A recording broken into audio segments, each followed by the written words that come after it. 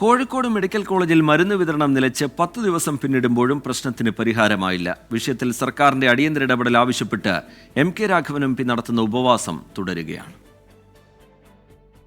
Medical കോളേജിലെ ന്യായവില മരുന്ന് കടകളിലേക്കുള്ള മരുന്ന് വിതരണം ഈ മാസം 10-നാണ് വിതരണക്കാർ അവസാനിപ്പിച്ചത്.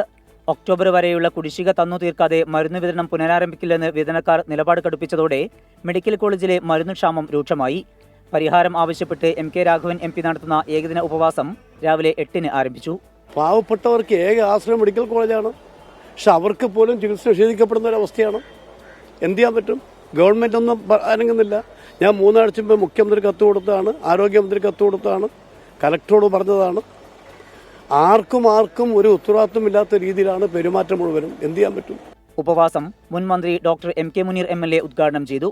മെഡിക്കൽ കോളേജിൽ വരുന്ന രോഗികൾ സ്വകാര്യ മരുന്ന് ഷോപ്പിൽ നിന്നും മരുന്ന് വാങ്ങാനുള്ള സാമ്പത്തിക ശേഷിയില്ലാത്തതിന്റെ പേരിൽ ഇവിടുത്തെ കടകൾ കയറി ഇറങ്ങി കൈനീട്ടി യാചിക്കുന്ന സാഹചര്യമുണ്ടാക്കിയ കേരളത്തിന്റെ മുഖ്യമന്ത്രിയാണ് ഇതിനാദ്യം മറുപടി പറയേണ്ടത് എന്ന് ഞങ്ങൾ പറയാൻ ആഗ്രഹിക്കുന്നു. ആരോഗ്യമന്ത്രിയുമായി നാളെ നടക്കുന്ന ചർച്ചയിൽ മരുന്ന് വിതരണക്കാരുടെ കുടിശ്ശിക സംബന്ധിച്ച് ബോധ്യപ്പെടുത്തുമെന്ന് principal doctor KG Sajith Kumar പറഞ്ഞു.